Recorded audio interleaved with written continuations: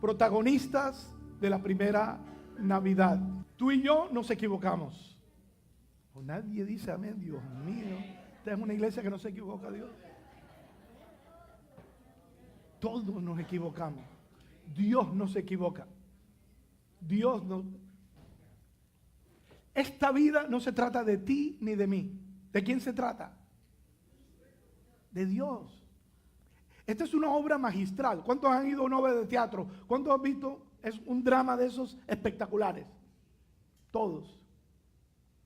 Hay un creador de ese drama, de esa historia. Pero la más grande de las historias es la historia que Dios diseñó para este planeta Tierra estos 6,000 años. 6,000 años. Estaba en su mente. No faltó nada. No se ha equivocado. Hasta lo que parece malo en la historia, Dios lo ha transformado en una bendición. Y cualquiera diría, parece que el plan original se le echó a perder. No se le echó a perder. Era parte de un proceso en esta trama donde tú y yo también somos parte. Pero dentro de esa historia, ahí está el libro de Génesis. En el principio, ¿qué dice? Creó Dios los cielos y la tierra. Y lo que Dios hace es bueno. Y cuando creó al hombre dice que era maravilloso, bueno en gran manera. Era lo máximo, la diadema, lo máximo de su creación. Fuiste tú y yo. Pero se echó a perder. ¿Por qué se echó a perder? Porque Dios no quería robots. Dios no quería robots. Él pudo hacer robots, pero Él quería darnos la libertad de decidir. Yo te quiero a ti, te voy a seguir a ti, oh Dios. Enséñame tu voluntad. Por eso el Padre nuestro trata, hágase tu voluntad. De esto se trata la vida. Pero esto no es un plan de nadie, esto es un plan de Dios. Y son 6,000 años de historia. Pero de lo más importante en esta historia es que cuando Adán y Eva pecaron, Él ya tenía un plan de redención.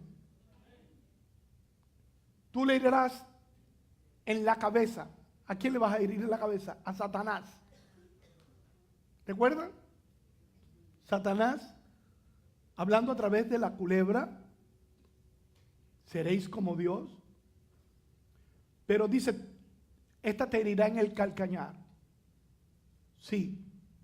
El plan pareciera que fue truncado, pero Dios es poderoso para abrir nuevos capítulos en esta obra magistral que Él ha creado. Y dentro de esta obra magistral hay un punto importante, el cual celebramos, que es la Navidad. Y si alguien le dice, pastor, pero en la primera Navidad no hubo lucitas de bengala, ni pólvora, ni shopping center, ni nada de eso. No, no hubo nada de eso. En la tierra. Pero espiritualmente sí hubo una celebración en el cielo. Y aunque sabemos que no fue en diciembre, no se decepcione, el punto no es el mes en que nació. Lo importante es que nació y se cumplió el plan de Dios en esa Navidad. Eso es lo importante. Y lo importante es que los ángeles celebraron, los magos celebraron, los pastores celebraron y muchos protagonistas celebraron y hoy tú y yo celebramos. Entonces no perdamos el sentido real o significado real de la Navidad. Celebramos el plan magistral de Dios. Es una obra magistral. Pero no fue una obra fácil. ¿Por qué? Porque Él desde el principio, antes de que el hombre cayera, ya dice que ya había un plan de redención e incluía entregar su hijo. ¿Quién va a entregar su hijo? Ningún ser humano entregaría a su hijo para rescatar a nadie. Él entregó su hijo, su unigénito, para rescate de la humanidad. Fuimos creados con propósito. Es importante que entendamos que así como hubo unos protagonistas en la Navidad, tú tienes que entender cuál es tu rol en esta época que te tocó nacer, a ti y a mí. Así como hubo protagonistas de los cuales voy a estar hablando en este mensaje, tú tienes que ir descubriendo a medida que ves esos protagonistas de esta obra ¿y qué rol juego yo en esa obra magistral? ¿Por qué nací en esta época? ¿Sabes? Que tú naciste no por casualidad, no por una equivocación de tus padres, no por una violación, no por una borrachera. No. Dios sabía que ibas a nacer. Y dice que antes que fueras concebido, esta es la parte de las más importantes de la obra, antes que tú fueses concebido, ya Dios tenía un lugar para ti en esta obra magistral. Y mi trabajo es encontrar ese lugar en esa obra magistral. Donde nací, quiénes fueron mis padres, por qué nací en ese lugar, por qué no soy más alto o más bajito o más flaquito. Tú eres como Dios te diseñó que ibas a ser. Amén. Algunas cosas nosotros nos hemos pasado, sobre todo los que comemos mucho. Pero eso se puede corregir. ¿Cuántos dicen amén que se puede? Hay cosas que se pueden corregir, que no eran la voluntad perfecta de Dios, sino ha sido la permisiva. Pero yo te animo a buscar hoy la voluntad perfecta de Dios, porque la obra es magistral, no tiene errores. Amén. Diga, Dios no tiene errores. Y lo que comenzó en mi vida lo va a terminar. Dentro de esta obra dice que los que intiman con Dios les hará conocer su pacto. Los que intiman con Dios, los que buscan el rostro de Dios. Dios le va a decir qué es lo que debes hacer y qué es lo que no debes hacer. Ahora, si usted no intima con Dios, usted va a hacer lo que le da la gana. Pero a los que intiman con Dios, Él le dirá, este es tu rol para esta hora. Por eso naciste en este tiempo. Y naciste tal día y te irás tal día. Dios lo sabe. Nosotros no, pero Él lo sabe. Tú tienes que entender que el diseñador es Dios. Hay un diseño y yo tengo que encontrar mi lugar en ese diseño. Vamos a ver los protagonistas seleccionados por Dios. Amós, capítulo 3, versículo 7, dice, porque no hará nada, escúchalo iglesia, no hará nada Jehová el Señor sin que revele su secreto a sus siervos los profetas. Dios es Dios y Él sí que pudiera hacer lo que le da la gana, pero Él ha escogido no hacer lo que le da la gana. Él ha escogido contar contigo y conmigo en lo que Él va a hacer. De acuerdo a su diseño, Él quería una familia y tú y yo somos familia de Dios. No somos esclavos, no somos arrimados, no somos frutos silvestres. No, soy hijo, eres hija de Dios. Por eso rompen tu esquema mental cualquier sentimiento de culpa o de esclavo. Como el hijo pródigo, hazme como uno de tus esclavos. No, tú no eres esclavo, yo no soy esclavo, yo soy hijo, tú eres hija de Dios. Entonces yo tengo un lugar en la casa. Amén. Yo no soy como uno de los jornaleros, uno de los siervos o esclavos. No, no, no. Yo soy hijo en la casa. ¿Cuántos dicen amén? Diga, yo soy hijo en la casa. Y el hijo tiene unos privilegios. Tú tienes privilegios. Tú tienes que descubrir a través de la palabra tus privilegios en el reino y tu rol en el plan de Dios. Dios no hará nada sin que revele su secreto a sus siervos los profetas.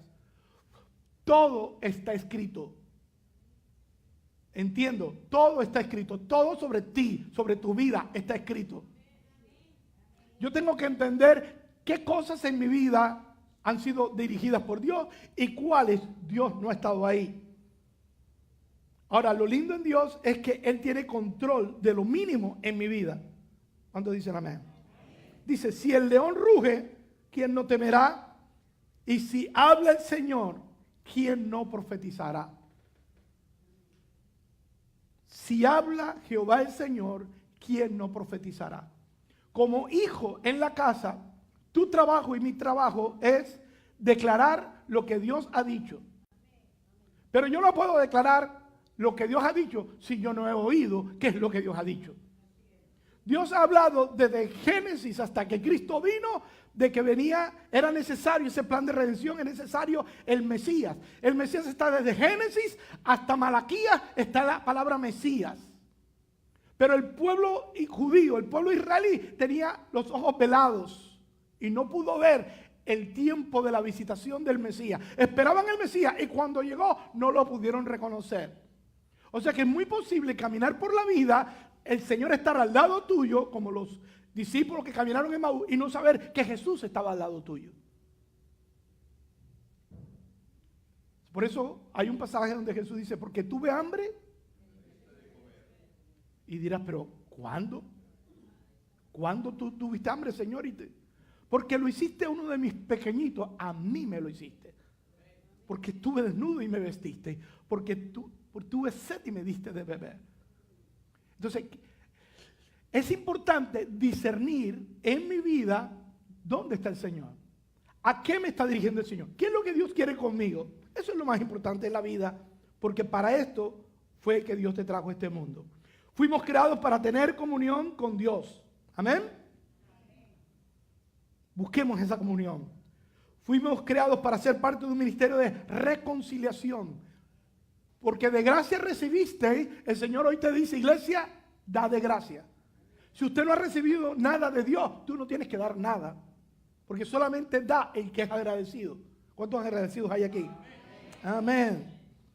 Amistad con Dios es sinónimo de comunión e intimidad. Salmo 73, 17. Este no es un salmo de David, sino salmo de Asaf. Asaf decía, en vano me he guardado, en vano he buscado de Dios. Yo que busco a Dios, yo que oro, yo que hago sacrificio y me está yendo mal. Y el otro descarado, sin vergüenza, esto es versión Boris, ¿no? Al otro que blasfema de tu nombre, que vive la vida loca, le va bien, carro nuevo, casa nueva, viaje para acá, viaje para allá. Y yo Asaf empezó a amargarse porque sus vecinos, los que le rodeaban, les iba bien. Y a él aparentemente le iba mal. Y empieza a quejarse, como tú te has quejado, como tal vez yo me he quejado, de que pareciera que a otro le va mejor. Y yo le digo, el Señor me ha enseñado a que no me compare con nadie. Amén. Porque cada uno tiene lo suyo. Cada uno. Yo le digo cuando alguien me dice, los pastores siempre dicen, ¿y cuántos miembros? Ellos cuentan sillas. Donde llegan ellos cuentan sillas. Y el Señor me dijo, no cuentes sillas, pésalas. Las ovejas, el Señor no las cuenta, las pesa. Y yo declaro que aquí hay buen peso en esta iglesia. Espiritual, no me malentiendan, espiritual. O sea, usted puede ver una mega iglesia y no tener peso. No tener peso. Una iglesia se llama light. Por cierto, esa es la tendencia de los últimos tiempos. La iglesia light. Que va a las emociones, a que tú te sientas bien, que no se te puede decir nada porque me voy de la iglesia. Nada. Es la iglesia de la Odisea. Y dice que eres rica y que tiene luces y que tiene esto y lo otro. Y el Señor dice, te veo pobre, desventurada, desnuda, miserable. Mire que la mirada del Señor es diferente a la del hombre. Pero bueno, somos humanos y yo le digo, Señor, ¿por qué no tengo un megatemplo de esos? Imagínate centro bíblico con ese templo. Uno puede tener ilusiones, pero el Señor no quiere que tu mirada ni la mía sea en lo natural, en lo espiritual. El Señor siempre me ha dicho, no es más importante el dedo gordo que este dedito, aunque el mío está cortado porque mi hermana me hizo la gracia. Ese me empujó a la puerta y se rompió el dedo. Se quedó pegado. Pero para mí, los dos dedos, este es importante y este es importante. Amén. Igual que para ti. ¿Verdad que tú no te lo cortarías por ninguno? Todos son importantes. Todos tienen su rol, su diseño. Entonces, cuando nosotros tenemos dudas, que es humano tener dudas y luchas y batallas, lo importante es qué vas a hacer con tus dudas. Esto es lo que te dice el Señor. Por eso te trajo hoy. ¿Qué vas a hacer con tus dudas? Porque todo el mundo tiene una opinión. ¿Cuánto les ha pasado que a cada cosa en nuestra vida todo el mundo tiene una opinión? Pero ¿cuál es la opinión que vale? La de Dios. El único que conoce mi pasado, mi presente, mi futuro, después que me muera, cuando pasen 1000 años, 10.000 años, es Dios. Entonces Asaf conocía ese secreto. Lo triste es un cristiano que vive en estos días y no sepa dónde buscar la respuesta a sus preguntas. Asaf sabía. Y dice el 17, repita conmigo.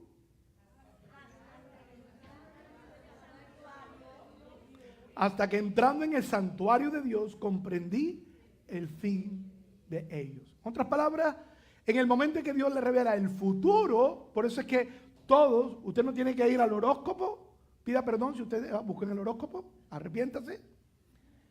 Usted no tiene que ir al brujero, al santero, al hechicero, a nadie, al astrólogo, a Walter Mercado, a ninguno para ver el futuro.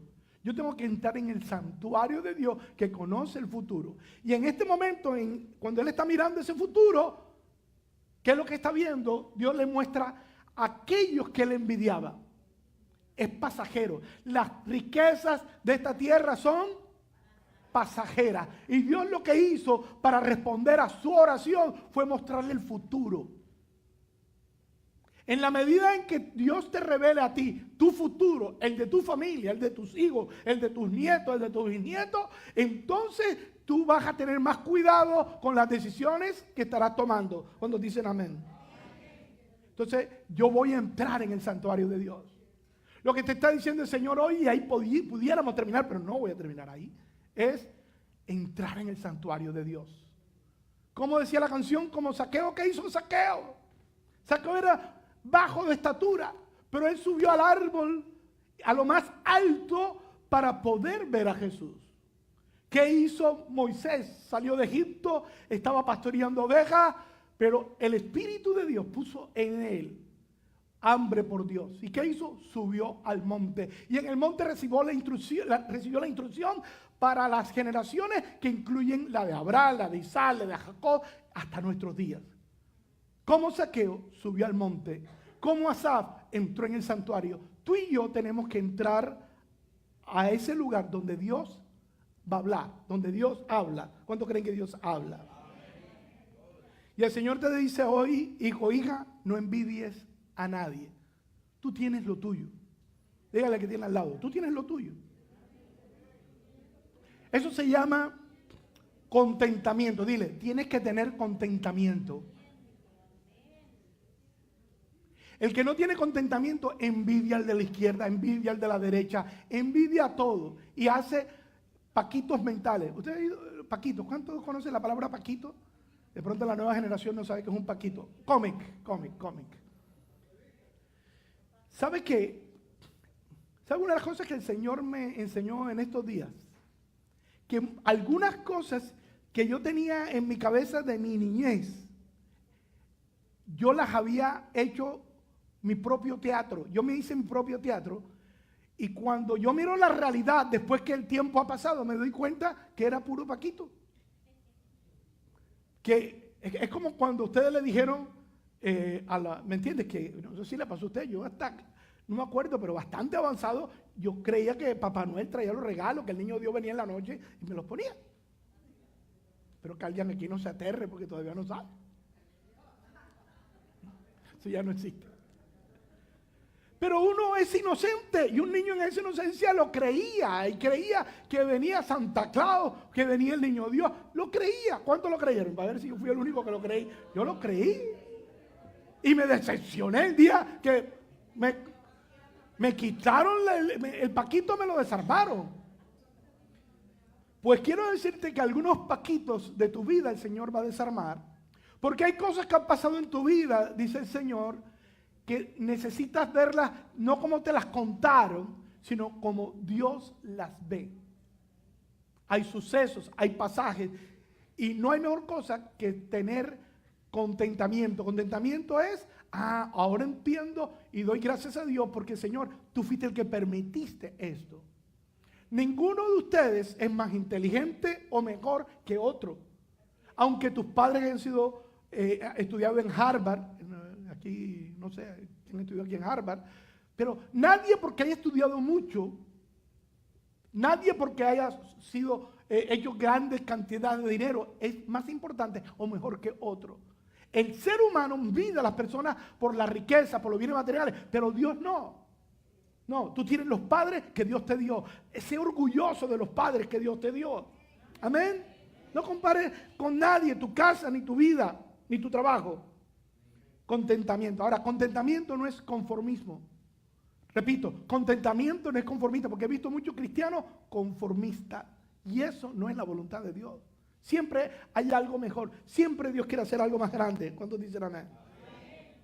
Salmo 25 dice, la comunión íntima de Jehová es con los que le temen y a ellos, a los que entran al santuario de Dios, a los que como Zaqueo suben a buscar el rostro del Señor, a ellos les revelará su pacto.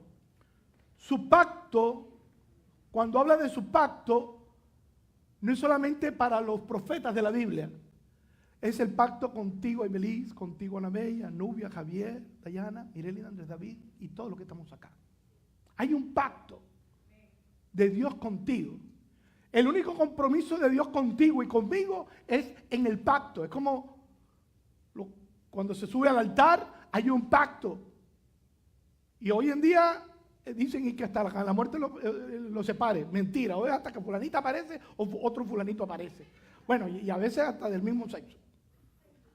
No, ya, ahora es un caos. Ya la palabra no vale. Ahora búscate un fiador, 2 fiadores, tráeme el carro, tráeme el título. O sea, porque no se cree. Antes, en mi tiempo de mis abuelos, te doy la palabra y te doy la palabra. No hacía falta traer ningún tipo de carro, ni título, ni acreedor.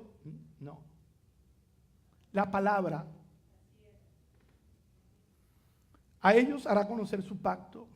Yo te invito en esta mañana, iglesia, que le digas, Señor, ¿cuál es tu pacto conmigo? Que es diferente al que tiene tu mamá, tu papá, tus hermanos, en la iglesia. Es individual. Usted puede terminar su vida en esta tierra y no conocer el pacto de Dios contigo. Y ese pacto de Dios es personal y está inmerso en las promesas de la Biblia. Pero si tú no entras a ese pozo de las promesas y las aplicas en tu vida, pasa la vida, te mueres y pasaste la vida cristiana comiendo sándwich y jamón en el crucero que Dios ya te había pagado. Qué triste, ¿no? No lo hagas. Isaías 41, 8 al 13, repito, lo habíamos visto el domingo pasado, pero tú, Israel, siervo mío eres tú Jacob, a quien yo escogí, descendiente de Abraham, mi amigo. Significa que Abraham era amigo de Dios. Y porque Abraham era amigo de Dios, su hijo Isaac era amigo de Dios. Y su nieto Jacob y todas las generaciones después somos amigos de Dios porque somos hijos de Abraham por la fe. Y un amigo intima, conoce el corazón de Dios. Por eso Jesús le dijo a los discípulos, ya no llamaré siervos, os llamaré amigos. Porque el siervo no sabe lo que hace su Señor o lo que va a hacer. En cambio, mis hijos conocen mi pacto y saben lo que voy a hacer. Así que te invito a buscar cuál es ese pacto de Dios contigo. En Juan 16:12, cuando hablamos de los protagonistas de la primera Navidad, vemos algunos rasgos que solo muy pocos pudieron interpretar o discernir. Dice, aunque tengo muchas cosas que deciros, ¿quién está diciendo eso? Dios, Jesús. Pero ahora no las podéis sobrellevar. Tengo muchas cosas que deciros. Está hablando a los discípulos. Hay cosas que Dios te quiere revelar a todos los que estamos aquí. Pero Dios no te las ha podido revelar por una causa: inmadurez. A un niño usted no le puede hablar de monoclosis, de viaje estratosférico. Usted tiene que hablar a un niño en un lenguaje de niño. Pero a ustedes, a nosotros, Dios ahorita los está diciendo, tengo una mayor revelación para ustedes, dejen de ser niños. No me malentienda, ser niño es una belleza, pero hay un tiempo de dejar de ser niño. Y Dios quiere, como protagonista de esta hora, Dios tiene un plan que quiere revelar a tu vida. Y la única manera es que dejemos de ser niños. Amén. El niño, ¿qué es lo que toma? Leche. Y Dios quiere que empecemos a comer vianda, alimento más sólido. Tengo muchas cosas que deciros, pero ahora no las podéis sobrellevar. Entre paréntesis yo pongo ahí, porque actuáis como niños. No les puedo dar más. Pero cuando venga el Espíritu de verdad, ¿cuántos tienen aquí el Espíritu Santo? Él os guiará a toda la verdad. Él te mostrará el pacto tuyo, cómo terminan tus días, qué va a pasar con tus nietos, con tus bisnietos, así como Dios le mostró a Abraham lo que va a pasar con tus hijos y con tus nietos y con tus bisnietos, Dios te lo va a revelar a ti. Amén. Dios le dijo a David, tú no me vas a hacer el templo, pero tu hijo me lo hará. O sea, Dios le reveló lo que va a pasar 100 años después. Ya Dios le dijo lo que iba a pasar. Igual lo va a hacer contigo y conmigo. Porque no hablará por su propia cuenta, sino que hablará todo lo que oyere. Está hablando del Espíritu Santo y os hará saber las cosas que habrán de venir. Como hijos de Dios, yo debo saber lo que va a venir. No, pastor, pero la Biblia dice que el día y la hora nadie lo sabe. Sí, el día y la hora no lo sabe, pero podemos discernir los tiempos.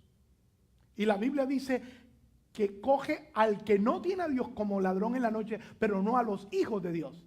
A los hijos de Dios, el día y la hora no lo sabemos, pero podemos saber que su venida está cerca. Yo tengo una convicción de que de los regalos más grandes que Dios me ha dado ha sido este viaje a Israel. Y cuando yo veía a todos estos obreros limpiando las piedras que estaban escondidas y que solamente este año pasado les permitieron limpiarlas alrededor del templo, y que ayer vi un video, no sé quién lo mandó por ahí por Facebook, empezaron a practicar la ceremonia del tercer templo.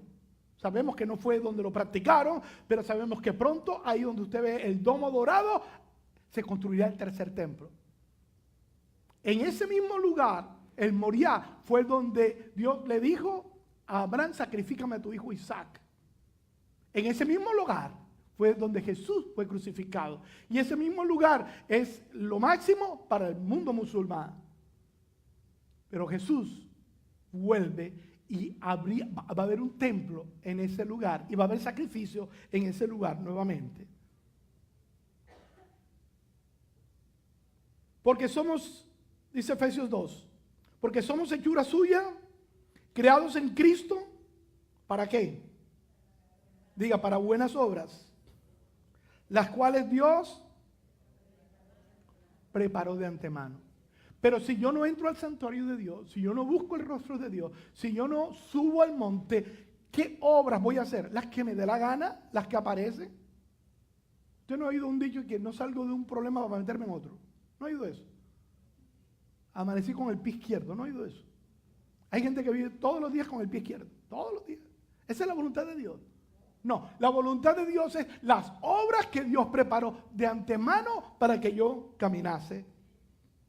3 profetas anuncian el advenimiento del Mesías. Primero, quiero hablar de Isaías 9:6. 700 años antes de Cristo. Ubíquese, estamos en el año 2018. 700 años antes de Cristo, ya Dios, que conoce su obra magistral, escoge a un hombre que se llama Isaías y le dice: escribe mi obra maestra. Vas a hablar del Mesías. Sí, en el paraíso Adán y Eva pecaron, salieron, pero yo voy a hacer una restitución y voy a reconciliar. El hombre va a ser reconciliado conmigo.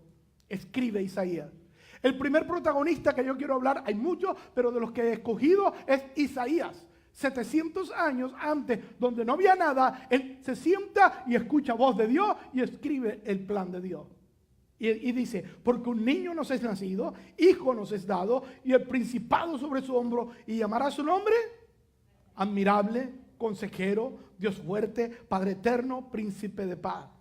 Lo dilatado de su imperio y la paz no tendrán límite sobre el trono de David y sobre su reino, disponiéndolo y confirmándolo en juicio y en justicia desde ahora y para siempre. El celo de Yahweh de los ejércitos hará esto. Para él poder escribir esto, él lo tuvo que ver, lo tuvo que escuchar del diseñador que lo hizo antes que existiera el planeta Tierra. Ya había un plan. Isaías es protagonista. Isaías lo anunció y como lo anunció, se cumplió. Amén. ¿Cuántos creen que fue un privilegiado Isaías? Pero la misma entrada que tuvo Isaías al santuario de Dios, la tienes tú y la tengo yo. Amén. Dice el mismo protagonista, Isaías 7:14.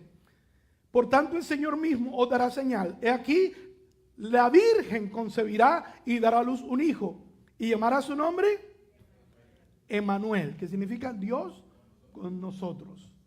Una virgen. ¿Cómo es posible que el profeta pudiera saberlo? Porque entró en el santuario y Dios le mostró el futuro. Dios te quiere mostrar tu futuro. Dios te quiere mostrar tu futuro. Pero hay que entrar en el santuario de Dios. Y ahora concebirás, dice Lucas 1, cuando se cumple, el ángel le dice: concebirás en tu vientre y darás a luz un hijo y llamarás su nombre Yeshua. Este será grande y será llamado Hijo del Altísimo, y el Señor Dios le dará el trono de David, su padre, y reinará sobre la casa de Jacob para siempre, y su reino no tendrá fin. ¿Cómo se llamaba este protagonista que habló? Gabriel. Los ángeles fueron protagonistas en el cumplimiento de la primera Navidad. Este ángel, antes, en el momento en que está anunciando a María que sería favorecida, escogida como la madre del Mesías, le está diciendo lo que va a pasar con esa criatura. O sea que no solamente Isaías sabía, los ángeles fue revelado en forma específica al ángel Gabriel, el ángel de la anunciación. Le dijo esas mismas palabras: llamará su nombre Jesús, y dice, y su reino no tendrá fin. ¿Cuántos dicen amén? Pero no solamente Isaías fue escogido como protagonista, Miqueas fue otro protagonista. Dice, el Mesías nacería en Belén. Dice, pero tú Belén, Miqueas 5:2, tú Belén Efrata, pequeña para estar entre las familias de Judá, de ti me saldrá el que será Señor en Israel, y sus salidas son desde el principio, desde los días de la eternidad. Miqueas, 735 años antes de Cristo, lo escribe. ¿Cómo él podía ser tan exacto en el futuro? Porque el diseñador, el creador, Dios le reveló detalles. ¿Y por qué Belén? Dios es soberano, escogió un pueblito pequeño. A mí me tomó 1 hora llegar ahí en el taxi porque el grupo que me llevaron no podían, eran judíos y no podían entrar de alguna manera, o no querían entrar ahí a Belén. Me tocó tomar un taxi palestino para llegar ahí. Un pueblito pequeño. Y cuando yo miraba ese pueblo y miraba esta profecía, yo decía, Dios, tú eres tremendo. Tú avergüenzas a los ricos, a los inteligentes. Y dice que se le pidió en esa época, escucha, 4000 años antes no se pidió, se pide en esta época, porque los romanos hacían un censo cada 14 años, y precisamente Dios, que el censo caía exactamente, que José y María tuvieron que viajar de Galilea a Belén. A Belén. 130 kilómetros. Yo lo hice en taxi. Era mejor hacerlo en taxi. Ellos caminando varios días para llegar a Belén. Lo interesante es que en 4000 años de historia esto no existió. Esto se cumplió exacto como Miqueas lo vio y lo escribió. Pero ¿por qué se cumple? Porque el que hizo el libreto, el que diseñó todo, fue Dios. Dios todo lo hace con propósito y con una razón. El tercer profeta, además de Isaías, además de Miqueas, es Daniel. Sabe pues y entiende que desde la salida de la orden para restaurar y edificar a Jerusalén hasta el Mesías príncipe habrá 7 semanas y 62 semanas, y se volverá a edificar la plaza y el muro en tiempos angustiosos. Y si usted suma lo que son esas semanas, recuerde que para Dios un día es como, y 1000 años como un día. Y cuando usted mire, puede revisar ahí en Google lo que significa exactamente se cumple en Cristo. No antes, no después. En Cristo se cumple el anuncio de el Mesías príncipe que sería muerto. Fue profetizado antes por ahora a Daniel. Ahora, ¿quién se lo dijo a Daniel? Un ángel. Un ángel. Él estaba orando porque él estaba preocupado por su pueblo, y cuando usted está preocupado por algo, Dios le va a dar la respuesta para darte solución a lo que tú estás preocupado, o por lo menos para que entienda lo que está pasando. Un ángel significa que los ángeles ya conocían parte del plan de Dios en esta obra magistral. ¿Cuándo fue que Daniel escribió esto? 535 años antes de Cristo. Profetizó el tiempo exacto en que Cristo venía e iba a morir. La muerte de Cristo fue profetizada muchos años antes de que ocurriera. ¿Dónde lo vemos el cumplimiento? En Lucas 2:1-2. Aconteció que en aquellos días que se promulgó un edicto de parte de ¿quién? Augusto César. ¿Quién era? El emperador. Que todo el mundo fuese empadronado. Este primer censo se hizo siendo Cireneo, gobernador de Siria. ¿Casualidad? No. Este edicto fue el que hace que José y María viajen a Belén. Amén. Por eso para mí uno de los lugares más importantes que para mí visité en este viaje, y cuando usted viaje con el pastor o vaya por su cuenta, Belén. Belén, muy significativo Belén, porque es el comienzo de todo, pero es un comienzo sencillo. Con tristeza le tengo que decir que todos los lugares que se hace turismo han construido unas grandes catedrales llenas de oro y de arte y de todo. No. Hace 2000 años eran polvo, tierra, piedras, nada de esa belleza o de esa pomposidad que usted ve hoy. Los otros protagonistas son los magos. Los magos, cuando nació en Belén de Judea en el día del rey Herodes, vinieron del oriente a Jerusalén unos magos diciendo: ¿dónde está el rey de los judíos que ha nacido? Porque su estrella hemos visto en el oriente y venimos a adorarle. Cuando alguien quiere buscar a Dios, Dios mueve lo que tenga que mover para que tú no te pierdas. Lo repito. Cuando alguien quiere hacer la voluntad de Dios y alguien quiere encontrar a Dios, Dios va a hacer todo lo que tenga que hacer. Y si tiene que mover una estrella, moverá la estrella para dirigirte en el plan de Dios. ¿Los magos se perdieron? ¿Se equivocaron? ¿No lo encontraron? No, Dios no se equivoca. Cuando hay un corazón sincero, Dios se revela y Dios te indicará lo que tienes y lo que no tienes que hacer. Ejemplo, ellos querían ir a Herodes a despedirse. ¿Y qué le dijo en sueño? Dios, sal por otro lado, ni te despida. Oye, pero qué falta de cortesía. Llegan a la ciudad, el rey les da la bienvenida, les dio un banquete de bienvenida. Lo único que le dijo: cuando lo encuentren me avisan, porque yo también quiero adorarle. ¿Eso era la intención? La intención era matarlo. Por eso cuando alguien te diga algo así como muy espiritufláutico, ten cuidado. Pero como eran sinceros, por eso aquí la parte importante es la sinceridad. Dios les reveló de noche, ¿sabe qué? No comas de cuento, ellos no quieren adorar a ningún niño, ellos quieren matar al Mesías. Y se regresaron calladitos. Hay momentos para no despedirse, hay momentos para estar calladitos, y se fueron para otro lado. Entonces hay que pedir al Señor dirección en todo, aunque algo parezca muy espiritufláutico o muy espiritual en el caso de Herodes. ¿Qué hizo Herodes cuando vio que los magos no regresaron? Mató todos los niños de cierta edad. Y eso había sido profetizado. Dios también lo había mostrado: honra aquel que llora por sus hijos. Y cuando usted va a Israel, le muestran el lugar donde mataron a esos niños. Hay un valle terrible que no quisimos ni entrar, donde mataron a esos niños a esta orden. También una profecía cumplida. ¿Por qué? Porque Dios ve lo bueno, pero también ve lo malo que va a ocurrir. Dice: os ha nacido hoy.